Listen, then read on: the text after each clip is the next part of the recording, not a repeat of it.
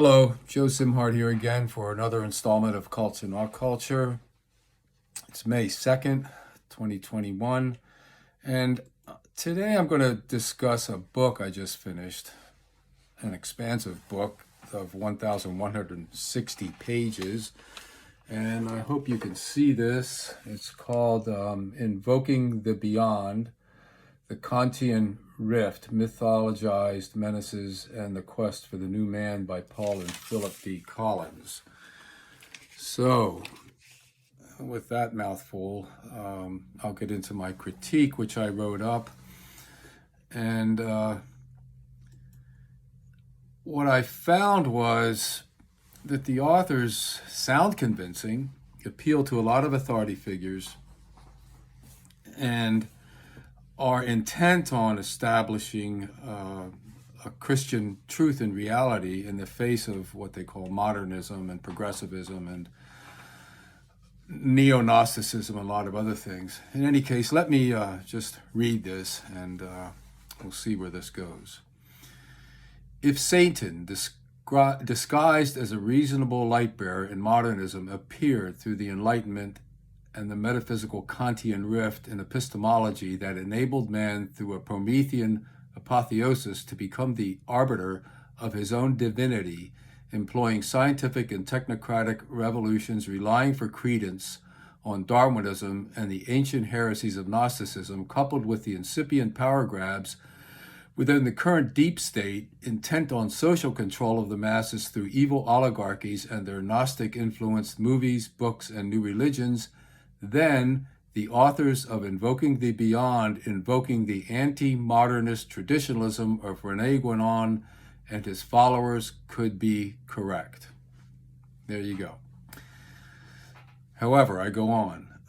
Yes, chew on that for a while. I tried, while reading through 1,160 pages of a variety of Christian polemic aimed at rescuing the truth of Christian gospel as representative of a perennial philosophy formed by God that has eroded dramatically for the past 4 centuries.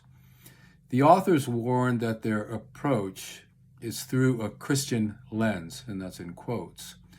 And as I read it, that lens waffles from mainstream Athanasian apologetics through modern fundamentalism. The authors claimed intent to avoid crasser critiques of modernism and New Ageism of earlier unnamed Christian writers, like Constance Cumby or Tex Mars, essentially fails. The devil's menacing agency remains in the details in the apologetics that heavily and repetitiously rely on misleading appeals to authority to ground the author's argument. And I'm going to suggest only a few examples here. I personally knew and studied the works of the religious scholar and Christian Karl Raschke, the neo-Gnostic John Lash, and the anti-fascist ultra-conspiracist John Judge. Now, I mentioned Judge before in a prior podcast.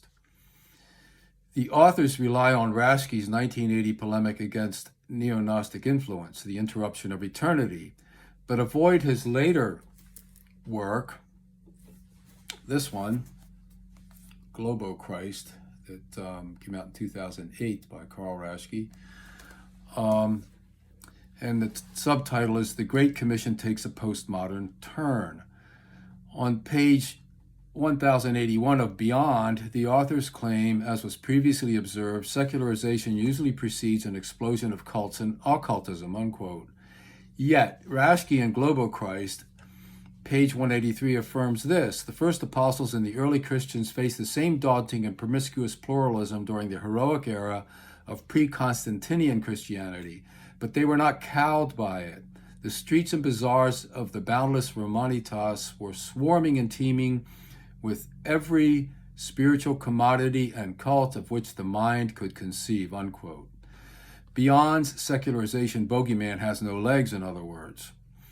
In neither case, contra John Lash, page 180, nor pro John Judge, page 541, would Lash or Judge support the traditionalist underpinnings of this book.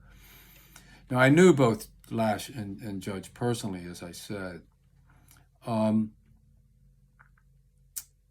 Anyway, where am I here? The Beyond authors suggest we can find more support for their deep state facts by further readings into Judge, but I would suggest that Judge is as lost in his establishment of reliable conspiratorial evidence as the authors are. As for Lash, his effusive eruditions amount to, at best, an idiosyncratic Gnosticism that only his personal devotees might appreciate. As for traditionalism, I spent nearly 10 years, decades ago, examining the works of René Guénon and other traditionalists invoked in Beyond.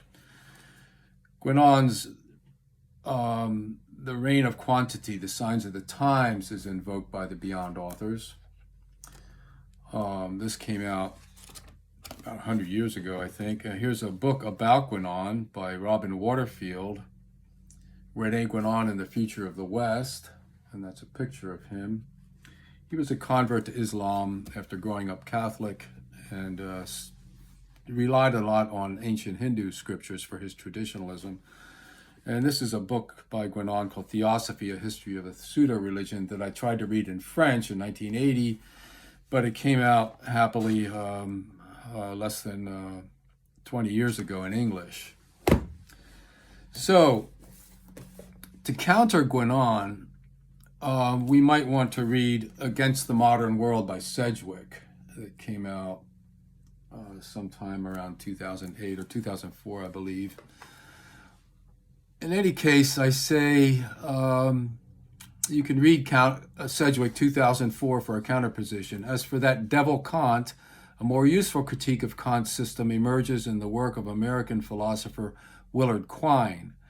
And finally, we can turn to a prominent conservative Christian who wrote this: "We need a self-criticism of the historical method which can expand to an analysis of historical reason itself, in continuity with and in development of the famous critique of reason by Immanuel Kant," unquote. And that was by Joseph Cardinal Ratzinger, 2004, in his essay, Biblical Interpretation and Crisis on the Question of the Foundations and Approaches of Exegesis Today. And I finish with this. In the end, the gospel may not appeal to everyone equally, but it remains open to personal interpretation. Whether that personal interpretation satisfies the ultimate judge of our being, God only knows. So, Invoking the Beyond, the Kantian Rift, interesting read if you're the type that cares to read through that kind of thing. Over 1,000 pages. Be my guest, but that's my opinion of it. Thank you for listening.